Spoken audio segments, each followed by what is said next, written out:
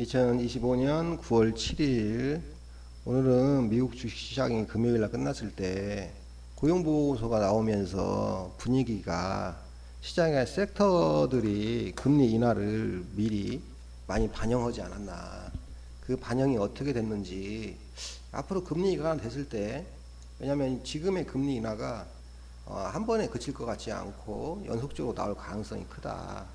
그럴 만한 이유가 너무나 이제 고용 쪽에서 나왔던 지표들이 이제 8월 비농업 신규 고용이죠. 이게 예상에 비해서 크게 하회했어요. 예상이 그 7만 5천 건이었는데 고용이 2만 2천 건으로 떨어졌어요. 물론 뭐 계절적인 상황도 있을 거예요. 찾아보면. 근데 이게 어찌됐든 팬데믹 이후에 첫 고용 감소가 발생했다.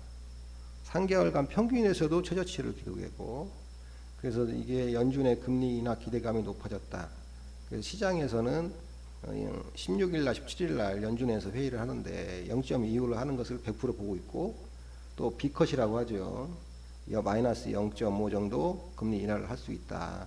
이 내용들이 해석이 돼가지고 금리 인하에 맞춰서 시장의 섹터들이 좀 움직이지 않았나, 그렇게 봅니다. 그 중에서 일단 반도체 쪽은 제외하고 말씀을 드릴게요. 그건 따로 말씀드릴 거니까. 전기차 부분 이렇게 보시면 가장 크게 느꼈던 게 전기차 부분이에요. 전기차 부분에 이 루시드 13%가 상승을 했고, 테슬라가 3%, 리비안이 3%, 엘바말 전기차에 들어가는 2차 전지 쪽이죠. 중국의 탄산리튬이 가격이 상승했다. 뭐 퀸덤스케이프, 포니 AI 자율주행 쪽이에요. 포니 0.5%, 각 금리 인하 기조가 반영이 됐다. GM도 0.47% 이렇게 됐는데, 뭐 테슬라는 물론 일론 머스크에 관련 우리나라로 치면 성과급 주겠다, 요 내용이 좀 있었어요. 그런데 이제 그 도달하는 게 보니까 뭐 100만 대 로보택시를 팔아야 되고, 물론 단계별로 있어요. 시총이 7.5조 달러 정도 돼야 되고, 뭐 이런 내용이 있었는데, 이 장기 성과 보상 패키지 때문에 이렇게 3%가 상승을 했냐라고 보면, 뭐 워낙 일론 머스크의 존재감이 크니까 그럴 수도 있는데, 이 전체 섹터를 보고 있으면 별 내용도 없는 루시드 같은 경우도 13% 올랐고, 리비안도 3% 올랐고, 그러고 보면 금리 인하 수혜를 전기차에서 받지 않을까 좀 생각이 들고, GM 같은 경우에는 굉장히 차량 판매가 많이 늘었어요. 전기차에 대해서. 물론 늘었다 하더라도 GM이 생산 시설을 확대할 것은 별로 그런 내용은 없었어요. 그런 내용은 없었지만 금리 인하 수혜주로서 전기차 충분히 가져볼 만하다. 자, 그 다음이 저는 이제 태양광으로 봤어요. 이제 그 캐나디안 솔라라고 보면은 15% 정도 상승했는데, 중국 정부에서 태양광 과잉 생산 가격 통제로 중국산 가격이 상승을 했다. 이 부분하고, 썬넌 미국 태양광 기업이에요. 주로 이제 주택용 시장에 많이 하는데 10% 올랐고, 가장 대표 기업이죠. 뭐 퍼스트 솔라, 태양광의 전반적인 수혜다라고 이렇게 생각을 이렇게 보이는데, 왜 전기차 태양광이냐 이거 보면, 전기차는 일단 시장에서 판매가 잘 되고 있어요. 근데 금리 인하까지 포함한다면 리스 개념으로 많이 미국에서는 차량 판매가 이루어지기 때문에 충분히 더 팔릴 수 있다. 자, 이렇게 생각이 되었고, 태양광 같은 경우에는 트럼프가 태양광하고 풍력은 사기다라고 얘기를 했어요. 그런데 실제 이제 찾아보니까 트럼프 행정부의 감세한 청정에너지 세제 혜택 폐지를 하겠다는 것은, 말은 이렇게 좀 세게 얘기했는데 실제로 강도가 그렇게 높지는 않다. 2026년 7월 내로 건설을 시작하는 태양광 프로젝트는 30년까지 세제 혜택을 받을 수 있다. 내년 7월까지 첫 삽을 뜨기만 하면 세제 혜택을 받을 수 있다는 거예요. 대신 2030년까지 끝내야 되죠. 근데 이거 왜 그러냐면, 제가 몇 가지 보니까 원전은 좋긴 한데 시간이 많이 걸려요. 10년이 걸리고. 그러면 현재 AI 데이터 센터에서 쓰는 전기를 10년 후에 쓰는 게 아니라 지금도 계속 써야 되고 앞으로도 계속 확장될 것 같은데, 원전이 이게 커버하려면 10년이라는 시간을 기다려야 되고, LNG 방식의 가스는 5년 정도 생각을 한다는 거예요. 건설하는 그 기간까지 생각해 보면 5년 안에도 지금 이 확장 속도를 따라갈 수 없다. 그러면 가장 빨리 확장 속도를 따라갈 수 있는 건 뭐냐? 근데 태양광이라고 지금 판단을 하고 있는 것 같아요. 그리고 태양광은 한번 설치하면은 회수 비용이 좀 시간이 걸리는데 거기에 이제 그 금융적인 부분에서 금리가 인하가 되면 크게 도움이 되지 않을까 그렇게 생각을 하고 트럼프 행정부에서 중국의 패널에 대해서 태양광 패널이죠. 뭐 3,000% 관세 중국에다만 매긴 게 아니고 뭐 베트남이라든지 그 말레이시아, 뭐 인도 이 근처 동남아시아 전체를 매겼어요. 왜냐하면 중국의 태양광 패널이 우회해서 미국에 들어온다 해서 견제를 세게 한 것 같아요. 그래서 중국의 태양광 패널 업체들이 감산을 하기 시작했고, 그래서 그 부분으로 인해서 우리나라 태양광 패널 업체들도 도움이 되지 않을까, 자 그렇게 생각을 합니다. 그래서 우리나라 관련 종목을 먼저 전기차부터 보면 코리아 FT입니다. 시총은 1,800억인데 수급 자체도 괜찮아요. 수급 자체도 기간이 꾸준히 사고 있어요. 자, 그럼 실적을 한번 같이 볼게요.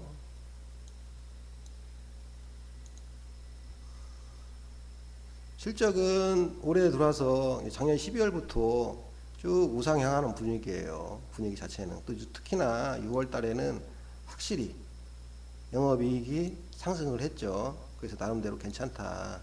근데 뭐 158억이면 분기로 따지면 한 400억 정도 하면 지금 시총이 메리트가 있다. 1,800억은 충분히 메리트가 있는 회사다. 그렇게 보여집니다. 그 다음 회사 THN, 그 전부터 저희가 이제 같이 보고 같이 공부했던 종목이죠. 나쁘지 않다 이렇게 봤었는데 외국인 수급이 꾸준하고 시총은 1,000억이 안 됩니다. 1,000억이 안 되는데 올해 매출액이 6월 달에 굉장히 성장을 많이 했어요. 평균적으로 1,700억인데 6월 달에 2,500억이에요. 거기에 따라서 영업이익도 200억 정도 났으면 아주 괜찮은 거죠. 이 성장이나 영업이익이 이게 다음 분기까지 안정적으로 찍힐 가능성이 있다면 이 주식의 업사이드는 반드시 필요한 사항이지 않나 그렇게 보입니다. 차트도 보시면 거의 안 떨어지고 있어요. 제가 여러 번 말씀드렸는데 그래서 더 갈 수 있는 환경도 된다. 다만 이제 가장 안정적으로 이제 매매를 했을 때 좋은 거 이게 아진사람입니다. 아진사람인데 아진사람도 실적 발표를 하고 나서 꾸준하게 우상향하고 있어요. 거기다가 현대 기아차가 잘 팔린다. 전기차가 미국에서 그 내용으로 주가가 이 수급 자체는 계속 좋았어요. 다만 기간 수급이 별로 없다. 이 친구는. 그런데 왜 아진 사람이냐라고 보면 아진 사람 자체가 이 실적을 보면 사실은 좀 어마어마해요. 실적은 12월부터 이 친구도 전기차 관련해서 좀 우상향했고 영업이익이 475억이에요. 매출액 대비 2,500억이면 거의 뭐 20%, 한 18% 정도 되는 것 같은데 자동차 부품 회사가 18% 영업이익 낸다는 것은 말이 안 되죠. 안 되는데 이게 진짜 연속성이 있을지는 모르겠는데 회사 측에서 얘기하는 것은 미국 향이 굉장히 좋아졌다 얘기를 해요. 근데 뭐 이 회사는 뭐 한 가지 부품만 만드는 게 아니고 차량 바디, 뭐 셰시도 만들고 그 안에 들어가는 뭐 제어기도 만들고 여러 가지를 이제 만들어요. 전장 쪽도 상당히 많이 만들고 있어요. 그런데 이제 제가 보는 것은 그 거래의 안정성에서 보면 지금 한번 이제 급등을 하고 나서 실적 발표가 나와서 급등하고 더 올라가고 계속 이렇게 내려왔어요. 내려왔는데 이 지점은 주가가 한번 전고점을 향해서 다시 갈 수 있는 지점이지 않을까 판단이 돼요. 이 지점에서 내려오면 조금 이렇게 만약에 마음에 안 들면 손절하셔도 크게 손해보지 않을 가능성이 크지 않나 라고 생각이 들어요. 다만 어제 뭐 LG 에너지 솔루션 관련해서 지금 계속 뉴스가 나오고 있죠. 이 친구 같은 경우에도 아진 사람도 그렇고 THN도 그렇고 코리아 FT도 그렇고 미국에 공장을 두고 있어서 특히 아진 사람 같은 경우는 경북에서 이제 그 본점이 이제 경북인데 그 뭐 계속 뭐 저번 달부터 얘기했어요. 미국 비자 받기가 힘드니 정부에서 좀 잘 좀 해줬으면 좋겠다. 비즈니스 비자가 힘들다. 그런 얘기를 계속 건의를 했었거든요. 근데 트럼프 이민 정책 때문에 미국 비즈니스 비자가 좀 힘들다고 그래요. 그래서 그냥 그걸 계속 했었는데 그것 때문에 약간 바로 따라가지 못할 수는 있다. 다만 차트상 보면 이 자리가 나쁜 자리는 아니다. 단점은 저 분명히 얘기했어요. 단점은 미국 비자 문제, 그게 이제 여기 회사에서는 좀 가치 있다. 자, 이렇게 좀 보여주는 부분이 있고, 그다음에 태양광을 말씀드렸는데 태양광도 하나 솔루션 이 자리가 뭐 거의 다 왔다 저는 생각이 들어요. 다만 시가총액이 크니 지금 내일 거래대금이 어떻게 될지 모르는데 조금 고민은 조금 된다. 이런 건 좀 있어요.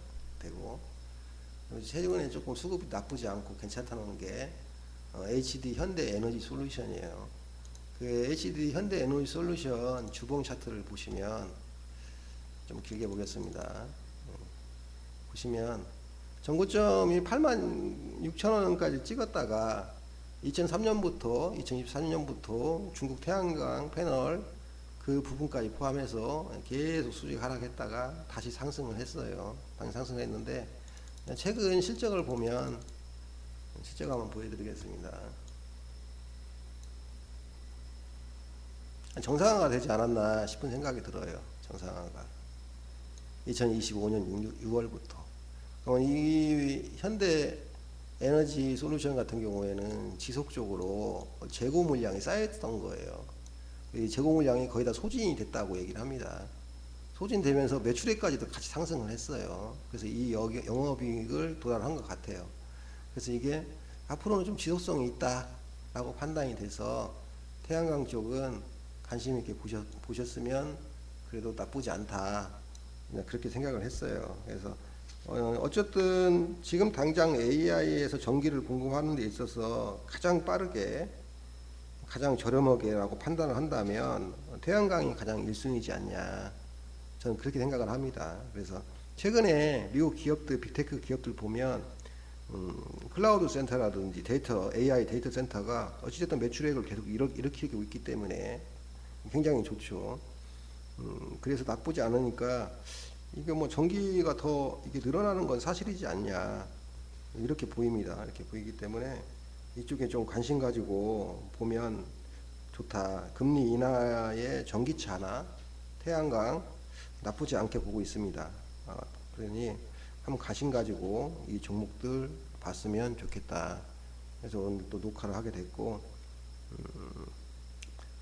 그다음에 조금 시간이 좀 걸리더라도 오늘 같이 할게요. 뭐 중국 관련해서 반도체 관련입니다. 우리나라 기업으로 반도체 관련인데 요즘 중국과 미국이 패권인 전쟁이 좀 만만치가 않죠. 굉장히 커요.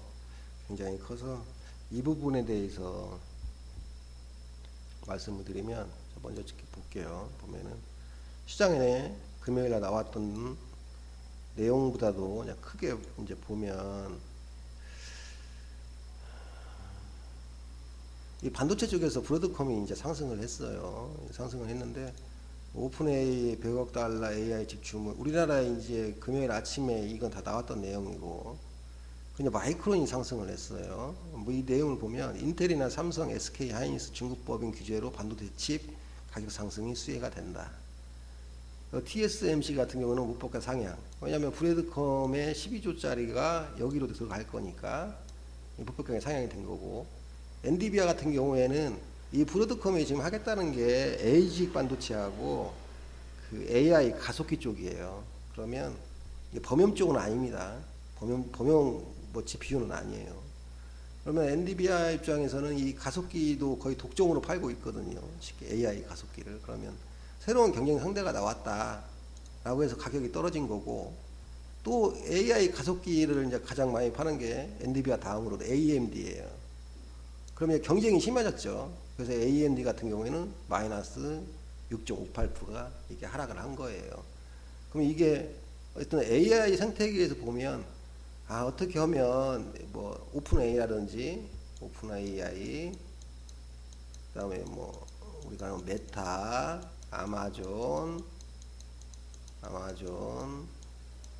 애플 뭐 이런 데에서 엔비디아가 독점을 해서 너무 비싼 거예요. 비싸서 이것을 이제 다시 뭐 브로드컴이라든지 뭐 퀼컴이라든지 이런 데다가 자꾸 주문을 주면서 흔들어 보려고 막 하는 것 같아요. 잘 흔들릴지는 모르겠지만, 근데 기술력에서는 이게 앞서 있다라고 증명이 된 건 아닙니다. 아닌데 어찌됐든 뭐 지금 그런 상황으로 흘러가고 있어서 이 어쨌든 엔비디아는 경쟁에 도전을 받고 있다. 거기에 같이 AI 가속기 쪽 이쪽도 AMD는 경쟁을 받고 있고, 가장 많이 치고 올라온 게 브로드컴, 그 다음에 치고 올라오는 게 퀼컴이나 되겠죠. 좀 이렇게 좀 보인다. 그리고 이제 미중 무역전쟁이 아니라 패권경쟁이라고 봐야 되죠. 여기에서 제가 이제 말씀드려야 꼭 될 게 반도체 쪽인데, 캠브리콘을 말씀을 안 드릴 수가 없어요. 캠브리콘 AI 전용 칩이 분이 에이직 쪽하고 MPU 쪽으로 설계를 많이 하는데, 이게 제가 저번에도 말씀드렸듯이 이 캠브리콘이 지금 중국에서 지금 판매하는 엔비디아 그 H20의 한 80% 90%를 따라간다고 그래요. 80% 90%를 따라가니까 중국에서 어떻게 나왔냐면, 야, H20 보안 문제 때문에 다른 그 국영 기업이라든지 그 국가에서 하고 주식을 갖고 있는 기업들은 쓰지 마, 이렇게 이제 협박을 했단 말이죠. 그러니까 이제 근데 이 캠브리콘이 이 칩을 어디서 만드냐면 중국 회사에서 만듭니다. SMCI라고, SMIC라는 업체에서 만드는데, 그 전에는 TSMC에서 만들었는데 규제가 심하니까 중국 업체에서 만들어요. 그래서 만들고 있는데 지금 연말에 H20보다 더 괜찮은 칩이 나온다, 뭐 이런 얘기를 했어요. 이렇게 나온 얘기 하니까 야, 이렇게 되면 중국이 원하는 대로 반도체 자각론이 조금씩 뭐 속도가 느린 줄 알았는데 따라오는 거예요. 이렇게. 그러니까 미국에서 아야, 우리 반도체 쪽에 관련된 장비 그 중국에다 수출하려면 허가받아, 막 이렇게 얘기를 한 거예요. 그러면은 뭐 인텔, 삼성, SK 하이닉스가 중국의 법인을 가지고 있단 말이죠. 그러니까 여기에 대해서 피해를 봐요, 이제. 특히 이제 인텔 같은 경우는 뭐 저장성에도 있고 막 그러죠. 삼성도 마찬가지고, SK 하이닉스도 있고. 그래서 이거 좀 피해를 본단 말이죠, 이쪽.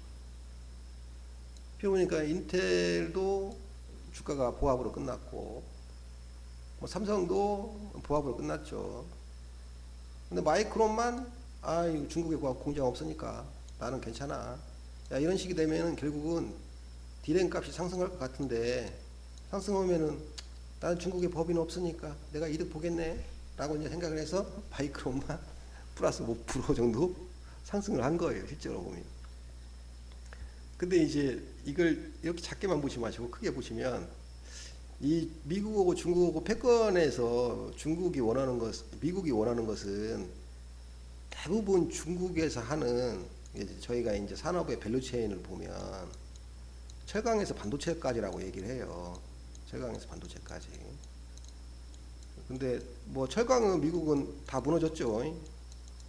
우리가 아는 US 스틸, 일본 제철로 뭐 그때 그 바이든 때부터 계속 얘기가 나왔었고, 조선도 안 돼서 우리가 가서 좀 해줘야 된다. 하나조선이나 뭐 이런 데서 가서 해줘야 된다. 그나마 이제 그 설계 쪽에 있었는데 설계도 따라오는 것 같아요. 근데 그 속도가 점점 높아지는 것 같아요. 그래서 그 견제가 이게 심하게 들어가고 있어요, 이쪽. 철강 쪽은 견제할 수가 없어요, 실적으로 지금. 견제가 의미가 없어요. 없고, 조선도 마찬가지고, 뭐 미국이 중국을 견제할 그런 게 별로 없어요. 자국에 군함 만들기도 바빠요, 지금 여기. 근데 최소한 반도체는 충분히 견제를 하고 싶은 거예요. 그 안에 통신 장비도 있죠. 요즘 통신 장비도 이것 때문에 1, 2분기 매출이 조금 상승을 했어요. 왜? 중국 거 통신 장비를 못 쓰게 하니까. 그리고 또 미국에서 지금 통신 장비가 지금 우리나라로 치자면 4G예요. 아직 5G가 아니에요. 근데 거기에 넘어간다면 통신 장비 업체가 좀 좋아질 거다라고 해서 우리나라 몇 군데 통신 장비 업체들 미국 향이 좀 늘어난 건 사실이에요. 그래서 주가도 약간 레벨이 조금 올라왔어요. 근데 이게 과거처럼 뭐 폭발적이고 뭐 그런 시대가 아니기 때문에 제가 아예 말씀을 안 드리는 건데, 어쨌든 미중 패권에서 이 부분, 그리고 아까 제가 좀 전에 말씀드렸던 태양광 이 부분도 굉장히 얘기를 하는 거고, 예, 이 부분도 결국은 얘기는 미국은 중국에 있는 이 제조업을 다른 데로 옮기고 싶은 거예요. 이렇게. 아니면 최소한 못하게로 하고 싶어요. 뭐 어떤 분은 그런 말씀 하시더라고요. 이렇게 못하게 했을 때 중국이 할 수 있는 이런 것들의 밸류체인의 역할을 대신할 수 있는 나라가 어디냐. 가장 높은 게 이제 한국이라고 하는데, 만드는 코스트가 다르죠, 이게. 중요한 건. 그래서 조금 우리가 수입 보는 것도 있고 그렇지 않은 것도 있고 막 그런 상황이에요. 근데 반도체 같은 경우에는 그런 내용이 아니죠. 뭐 코스트 문제가 아니에요. 이 문제는 이 AI와 함께 가는 것을 어떻게 하면 잘 규제를 할까, 요 고민만 하고 있는 거예요. 이게 패권을 지금. 그래서 이렇게 주가가 이렇게 됐다, 이걸 말씀드리는 거예요. AI는 성장을 한다. 다만 엔비디아가 이게 하락한 것은 경쟁자가 자꾸 등장해서 경쟁을 하려고 한다. 그래서 그 부담이 있다. AMD도 AI 가속기는 CPU하고 어떻게 보면 GPU죠. GPU 사이에 속도를 높이는 거예요. 속도를 빨리빨리 하는 거죠. 속도를 기존보다 빨리빨리. 그게 뭐 삼성에 나왔던 뭐 CXL이라든지 뭐 이런 내용이에요. 이게 속도 높이는 거 가속기에서. 근데 이건 뭐 거의 말만 하지 뭐 내용이 없는데 CPU하고 GPU 쪽의 속도 막 이렇게. 속도를 높이면 어떻게 되죠? 열이 발생하죠. 열이 발생하면 저전력으로 이것을 운용하는 게 제일 좋겠죠. 가면 갈수록 이 저전력 반도체를 만드는 게 제주 반도체예요. 그럼 제주 반도체만 만드냐? 그건 아니고, 저전력 반도체는 실제로 모바일, 휴대폰 관련된 회사에서 많이 신경을 쓰죠. 휴대폰은 작고 저전력을 써야 되니까. 삼성전자에서도 이걸 하고 있고, 그 다음에 이제 통신업체 퀼컴에서 가장 많이 이거 비중을 차지하고 있죠.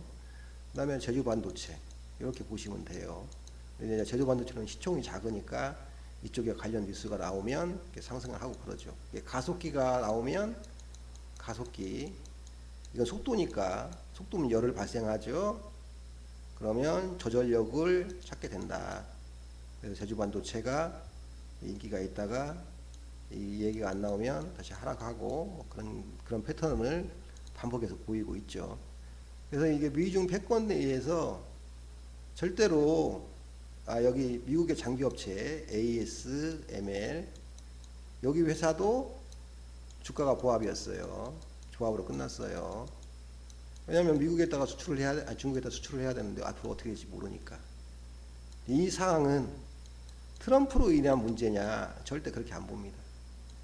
미중 패권 문제라 트럼프 아닌 다른 누가 들어와도 여기에 대해서는 별 차이가 없다. 자, 이렇게 생각이 듭니다.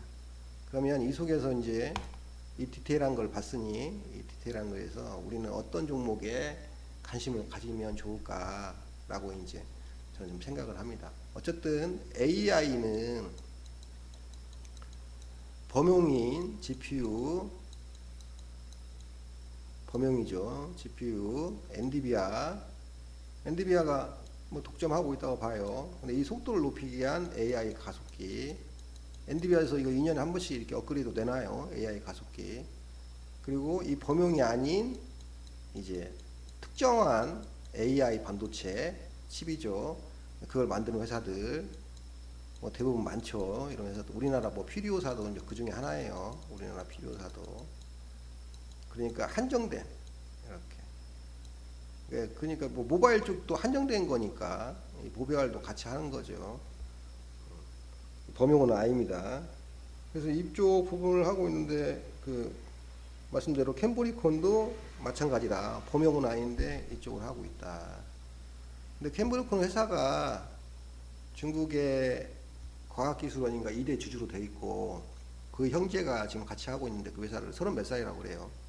뭐 중국에서는 천재라고 그래요. 수학 천재라고. 16살에 중국 과학기술원에 들어가서 박사학위 받는데 뭐 20몇 살에 박사학위를 받고, 회사 창립한 지가 채 10년 정도 됐고, 중국에서 아주 밀어주고 있고, 이 속도면 굳이 엔비디아의 H20을 판매할 필요가 없고 살 필요가 없다는 거예요. 연말까지 뭐 얼마 안 남았으니까 지금 양산에 테스트를 열심히 하고 있다고 그래요. 그러면 이제 블랙홀이 지금 최신 제품인데 엔비디아는 이 캠브리컬을 견지하기 위해서 블랙홀에 사실은 다른 이름 같아요. 이름만 바꿔서 나오는 것 같은데 B30A라고 중국 전용에서 이제 수출용으로 이렇게 9월달에 내놓는다고 그래요.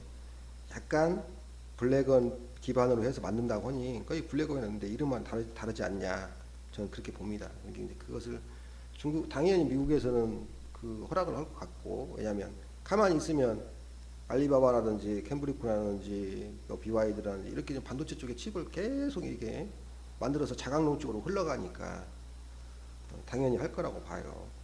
그래서 특히나 이제 H20을 얘기하면서 말씀드렸던 것은 엔비디아가 재고가 한 60만 장, 70만 장 있다는 거예요. 만 대라고 해야 되죠. 만 대 정도.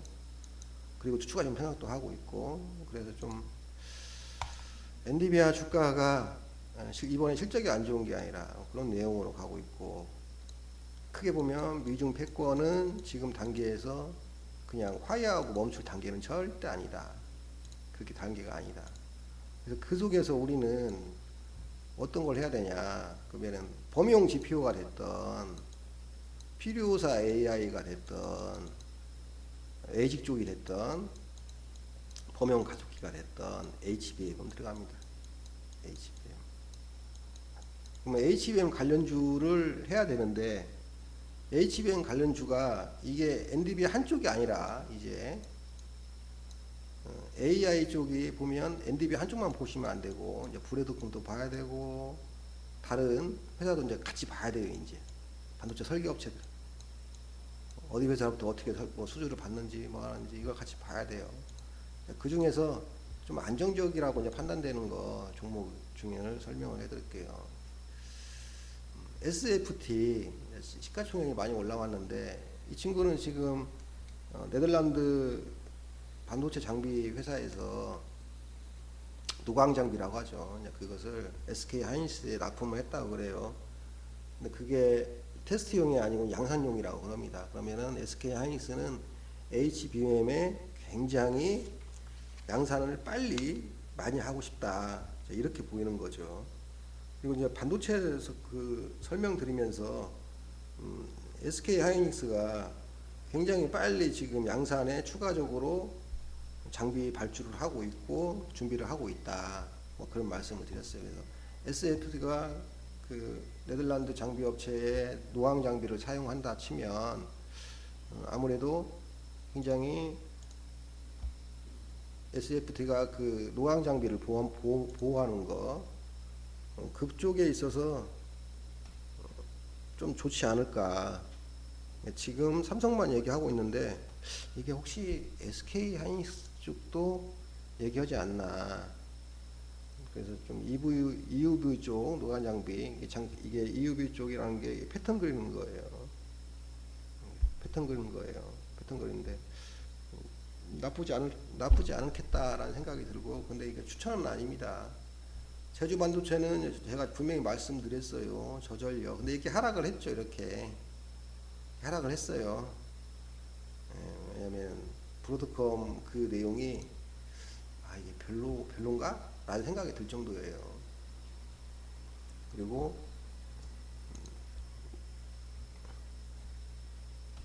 이스페타시스 기판 쪽인데 브로드컴 수주 때문에 훅 빠졌어요. 1.56% 훅 빠졌죠.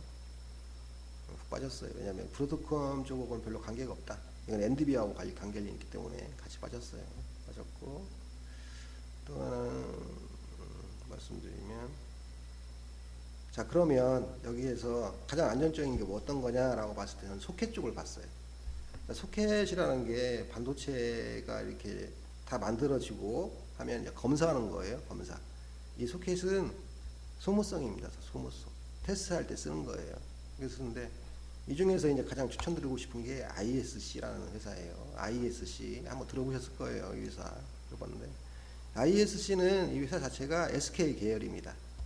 SK 계열이 된 지 한 4, 5년 됐을 거예요. SK가 한 48.90% 들어있고, 이건 뭐 노르웨이 뱅크인데 노르웨이 연금이에요. 여기서 한 5% 정도 올해 1, 2분기에 매수를 했던 거예요.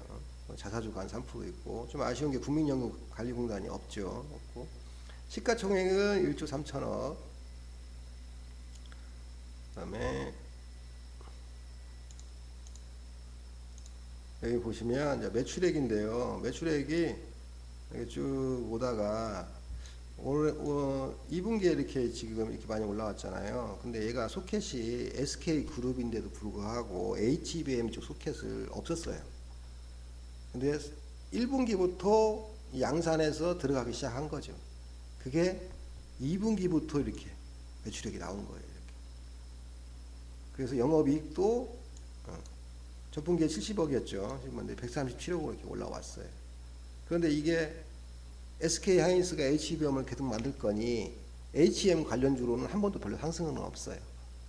SKC에서 만드는 유리기판 그쪽으로 해서는 올 초에 한번 상승한 적이 있었고 지금은 별로 이렇게 상승하지 않았다 이거죠.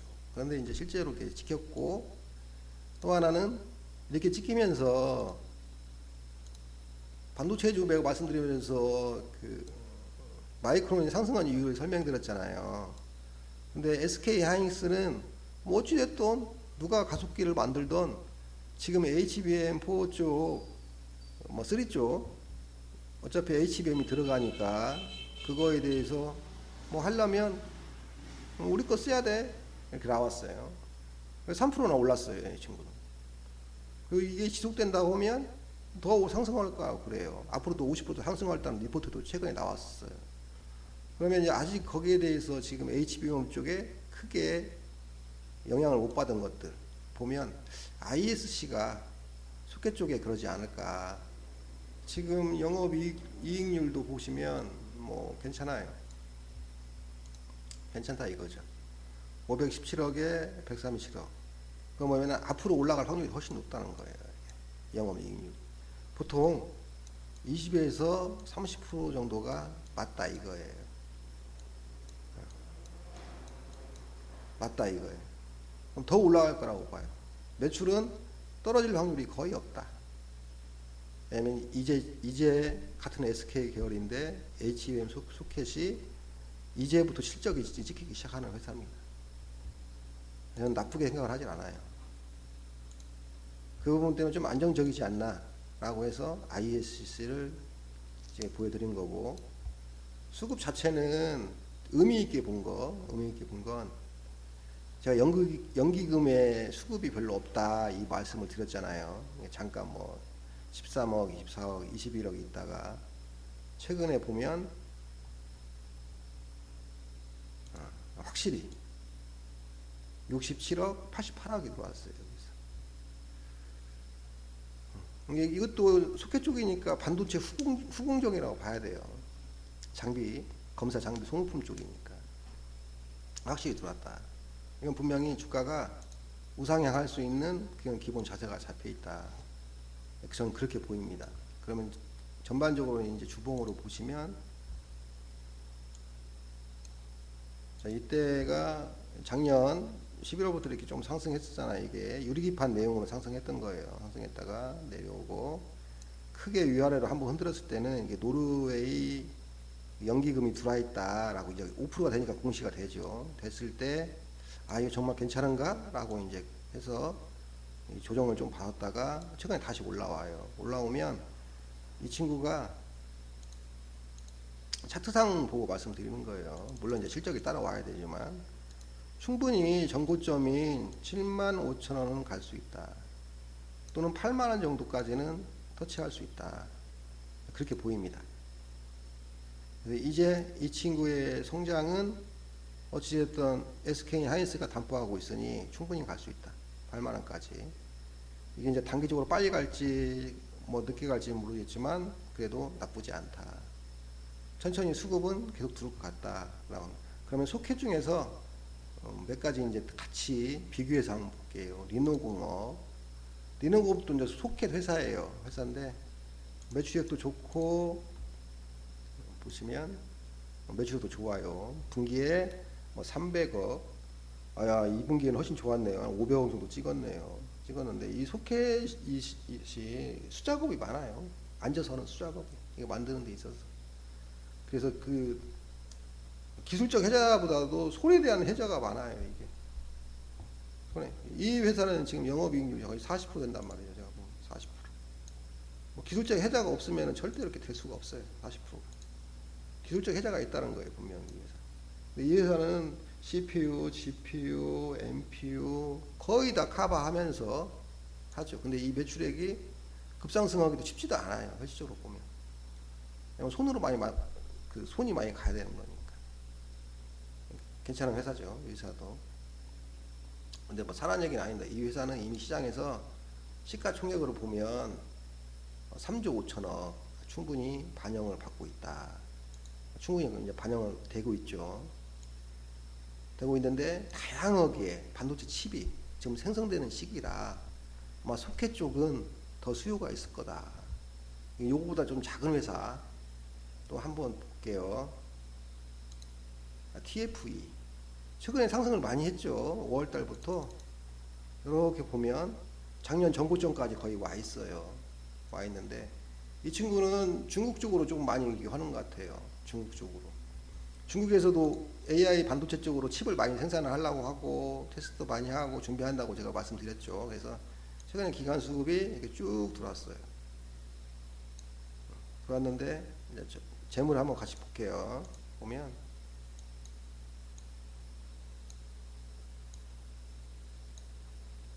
4,300억.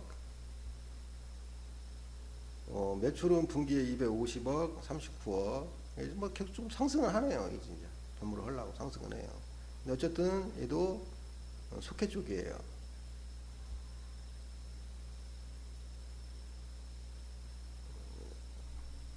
굉장히 기간 수급이 괜찮다. 장비 테스트인데 소켓 쪽이다. 그래서 저는 이 중에서 좀 중장기로 보시고 꾸준히 담아가고 시장에서 괜찮을 건 ISC 또 제가 말씀드렸고 이 반도체 이쪽은 AI의 성장 우리나라 주식 중에서 뭘 할 수 있을까 고민해보면 이 소켓 쪽이 실적이랑 같이 동반해서 괜찮더라 이걸 말씀드리는 거고 반도체 종류가 여러 가지가 되면 될수록 소켓 회사는 훨씬 좋습니다. 훨씬 좋아요. 그 다음에 전기차는 태양광은 금리 인하가 됐을 때 그 기대감이 가장 크지 않을까. 제가 저번에는 노브하고 바이오 얘기했는데 바이오는 너무나 많으니까 제가 그 부분 말씀 더 이상 안 드릴게요. 대신 이제 로봇 쪽은 충분하게 로봇은 3개 파트가 있다. 이 파트에서 움직이는 부분이 다 다르다 얘기했고 이쪽도 마찬가지 얘기를 했어요. 이게 뭐 학회 일정이라든지 어느 쪽으로 좀 말씀드린 것 같아요. 근데 이제 금요일 날 새로 나오는 고용 쪽은 충분히 이런 거 부분은 좀 관심 가졌으면 싶어서 변화가 있었다. 시장에서 어쨌든 금리 인하에 대한 확실한 변화. 전기차, 태양광 같이 보시는 게 좋겠다. AI 성장에서 태양광은 현재 빠질 수 있는 상황이 못 된다. 바로 필요하니. 전기차 어쨌든 수요 판매가 꾸준하고 계속 올라가고 있다. 금리 인하가 되면 더 많이 팔릴 거다. AI 경쟁에서 우리나라 반도체 쪽을 보면 SK 하이닉스는 너무 무겁고 크니까 제가 말씀드리면 어쨌든 이 소켓 쪽이 더 안정적이지 않을까. 이 장비들은 한번 약간 업사이드를 했어요. 제가 보면 저도 이제 뒤늦게 막 찾아보고 하면 결론적으로 첫 번째 SK 하이닉스 공장 증설에 의해서 거기에 들어가는 후공정 업체들이 굉장히 지금 막 업사이드를 한 것 같아요. 이 세 가지 잘 보시면 좋겠고 SFT는 반도체 노광 장비 쪽인데 포토마스터 그쪽인데 이것은 올라가는 것이 주가가 올라가는 것이 문제가 되지는 않는다. 다만 제가 지금 보는 것 중에서 공부가 좀 부족해서 뭐 때문에 그럽니다. 뭐 이건 이유는 설명할 수 있지. 이거에 대해서 그 개념은 설명할 수 있지만 지금 뉴스를 못 찾겠어요. 잘. 굳이 연관시킨다면 SK 하이닉스에 노광 장비가 들어와 있는 거, 그게 뭐 어쨌든 최신형이라 그게 뭐 한 대에 한 5천억, 6천억씩 해요. 노광 장비 한 대에. 그 말씀드린 거고, 제주 반도체 이건 저전력이다. AI 가속기가 계속 나오고 AI 가속기 쪽에 힘이 실어지면 제주 반도체는 업사이드가 된다. 네, 그렇게 좀 말씀을 드렸습니다. 오늘 40분인데 오늘 꼭 필요하다고 해서 영상을 올립니다.